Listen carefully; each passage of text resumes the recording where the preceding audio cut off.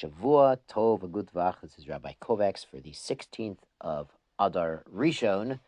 The Mishnah Yomi is starting the third chapter of Nedarim. Now, up till now, at least the last chapter, we're talking about utterance, words that are kind of incomplete or vague, and sometimes that's a neder, a legally binding vow, and sometimes not. And now we're going to get into situations where the words spoken are effectively a vow, but he didn't mean it, or there was a mistake, as we're going to see in this chapter. Arba'a Nedarim, there are 4 vows, hitiro chachamim, that our sages released them. Now, what this means is a person who made such a vow, as we're going to see, due to the circumstances, they don't even have to go to a sage or a court and seek annulment. They're automatically annulled. Nidre zeruzin, a neder made to urge action from someone else.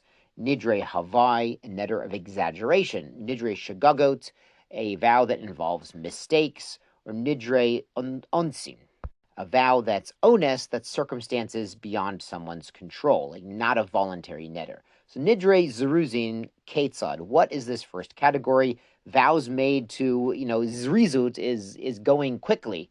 Vows made to make somebody else take a quick action. What are we talking about? Haya mocher chayfetz, he's selling an item in the shuk. The amar konam, and he says, I'm making a konam. It's a lashon of neder, a ban, a vow.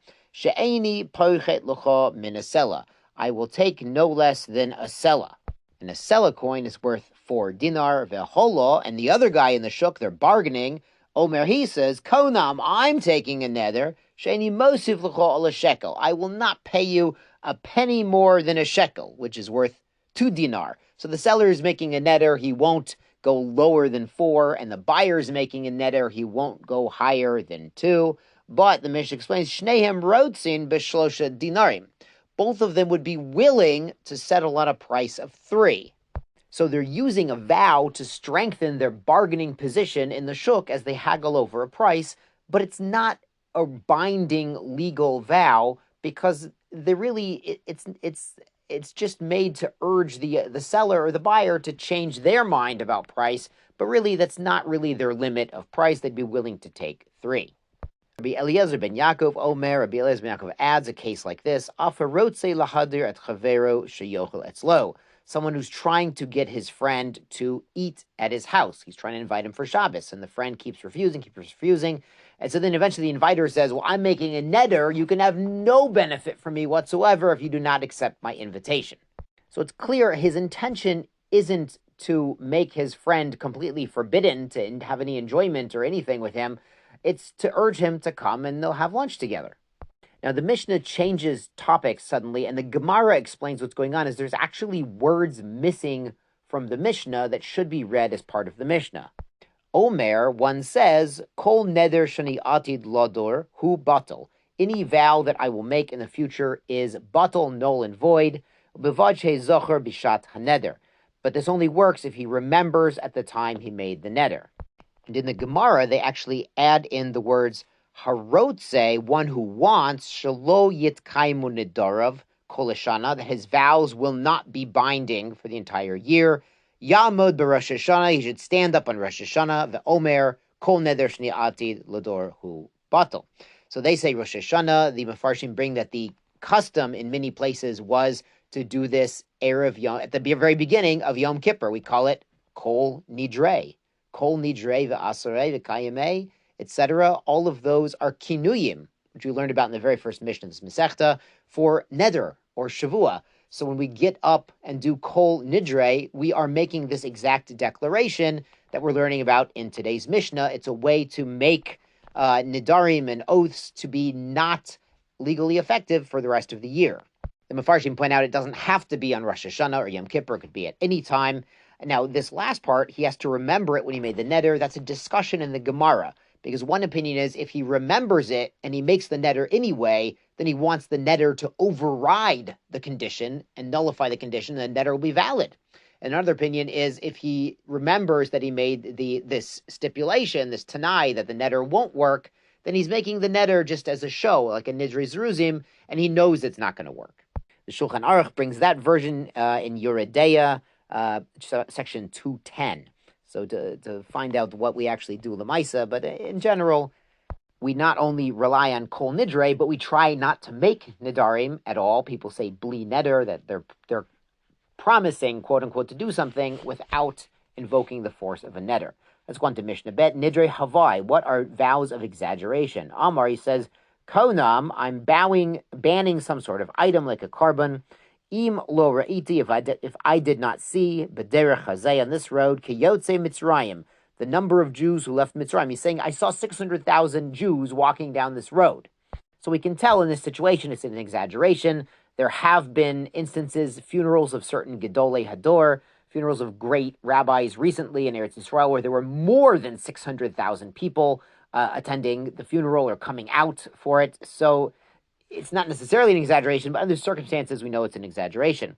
Or he says, Im lo ra'iti nahash kekorat beit Habad. If I didn't see a snake that was as fat as the pressing beam of the olive press. And that was a very, very large, heavy beam used to squish the olives. There's no such thing as a snake that big. It would be called a dragon in that instance. Nidre shagagot. What about vows on mistake? Im achalti im ve'im shatiti. So he says something will be forbidden to him, like a konam, like a carbon, if I ate or drank. And he thinks he didn't eat or drink, and then he remembers that he had breakfast. He remembers he did so. He didn't remember at the time of the neder, so the neder was based on a mistake. Or he says, Sha'ani ochel shni shote. He says this will be forbidden, it'll be konam, it'll be banned to me if I will eat or I will drink today. V'shachach, and then he forgot all about that vow, ve'achol v'shata. And he triggered the condition of the vow, but he had no idea at the time that that's what he was doing, so it's a shogig, it's a mistake. Another case is shogig. Amar, he said, Konam ishti, nehenet li. My wife is banned from having any benefit from me. Why? Shegonva et kisi. She stole my wallet. Now, as we learned about in Ketuvot, the married man is obligated to provide his wife food and clothing and also an allowance for extras and incidentals. So he or she went above and beyond, and he thinks she stole the wallet. Or shehiktat b'ni, she hit my son. Now, as an aside, we'll see in Masechet Makot in a couple of years that there were some very limited times when it was appropriate for a father or a rebbe to use physical discipline on a child. Modern poskim, modern sages say don't do it at all because it will not have the same effect that it had 3,000 years ago. So we do not use any sort of physical discipline. That's what I've heard. Your local rebbeim may vary. You can ask them personally, but that's just what I've heard from my rebbeim.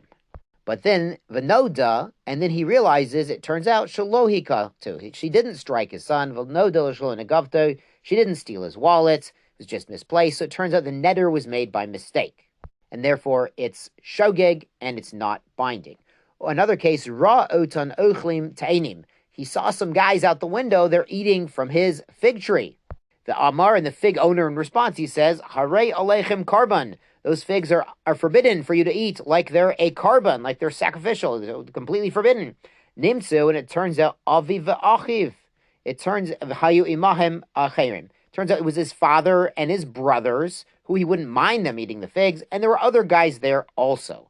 So this neder has a shogeg, has a mistake, because he wouldn't mind if his father and brothers ate his figs, he just minds that the other guys are doing.